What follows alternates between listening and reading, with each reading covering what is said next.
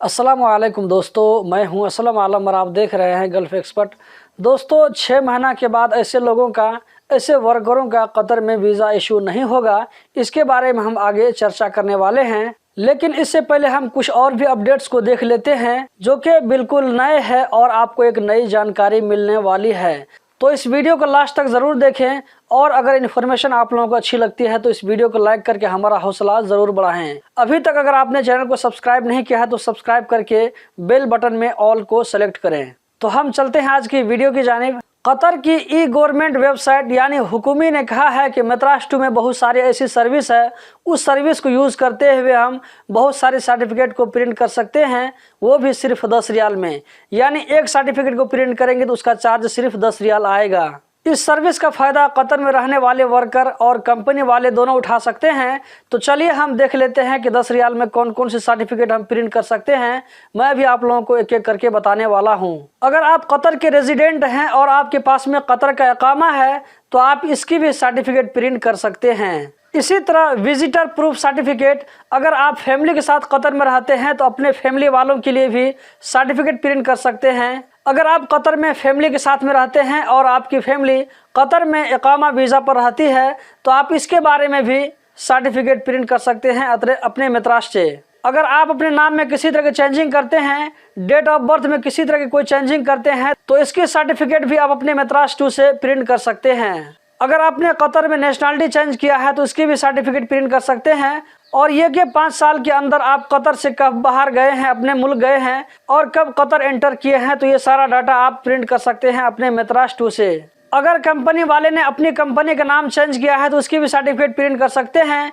इसी तरह उस कंपनी के अंदर रहने वाला वर्कर, कौन वर्कर बाहर जा रहा है, कौन वर्कर आया है, तो ये सारा डाटा कंपनी वाला प्रिंट कर सकता है। इसी तरह कंपनी के अंदर में कितने वर्कर हैं, कौन वर्कर कहाँ पे है, कौन बाहर में है, कौन कतर में है, और ये कि किस वर्कर का इकामा कब एक्सपायर है, तो ये सारा इन्फॉर्मेशन, ये सारी सर्टिफिकेट आप मेत्रास2 के जरिए 10 रियाल में प्रिंट कर सकते हैं। दोस्तों, आप लोगों को याद होगा कि कुछ दिनों पहले इस चैनल से आप लोगों को बताया गया था कि कतर में एक रूल लागू होने वाला है। उस रूल के लागू होने के बाद में कतर में किसी भी ऐसे आदमी का वीज़ा इशू नहीं होगा जिसके नाम से हेल्थ इंश्योरेंस प्लान नहीं होगा। तो ये रूल कतर के सरकारी न्यूज़पेपर में ऑफिशियल गैजेट में आ चुका है।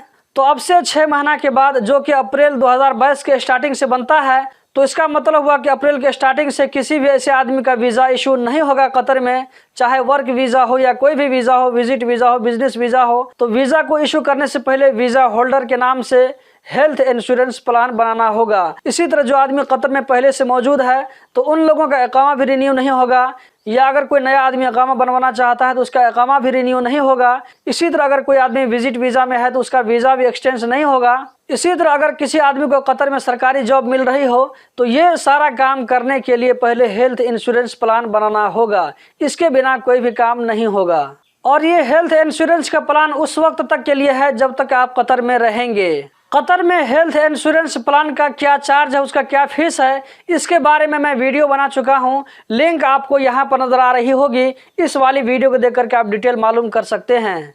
हेल्थ इंश्योरेंस प्लान के टर्म और कंडीशन को जो भी वायलेट करेगा उसके खिलाफ सख्त कार्रवाई की जाएगी।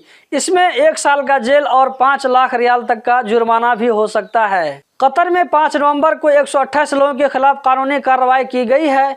इन लोगों ने कतर में कोरोना के खिलाफ जो रूल लागू, उससे बचने के लिए जो रूल लागू है, इस रूल को वायलेट किया था। इन सारे लोगों ने फेस मास्क नहीं लगाया था ऐसी जगहों पर जहां पर फेस मास्क लगाना चाहिए।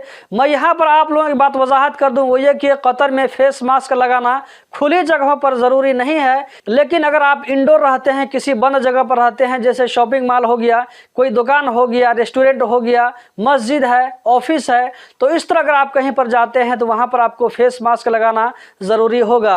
अगर आप कहीं पर खुले सड़क में घूम रहे हैं, खुला मैदान में घूम रहे हैं, तो ऐसी जगहों पर अगर भीड़ भाड़ नहीं है तो ऐसी जगहों पर आपको फेस मास्क लगाना ज़रूरी नहीं है। लेकिन जैसे ही आप किसी भीड़ भाड़ वाली जगह में जाते हैं या इंडोर में जाते हैं तो वहाँ पर आपको फेस मास्क लगाना ज़रूरी होगा।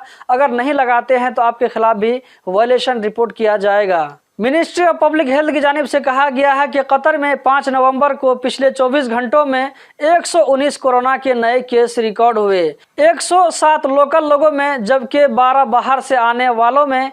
इसी तरह पिछले 24 घंटों में 99 लोग इस वायरस से रिकवर होकर अपने घरों को गए। दोस्तों यहाँ पर एक ध्यान देने वाली बात यह है कि कतर में जो भी कोरोना का केस रिपोर्ट हो रहा है तो वो लोकल लोगों में ज़्यादा हो रहा है। जैसे आज ही का केस मान लीजिए तो 107 लोकल लोगों में, जबकि सिर्फ बाहर से आने वालों में सिर्फ 12 केस है। अगर बाहर से आने वाले लोगों के अंदर में केस अगर ज़्यादा रिकॉर्ड होगा तो उस वक्त दिक्कत की बात हो सकती है। बाहर से जाने वालों के लिए क्वारंटीन की पॉलिसी में भी चेंजिंग हो सकती है।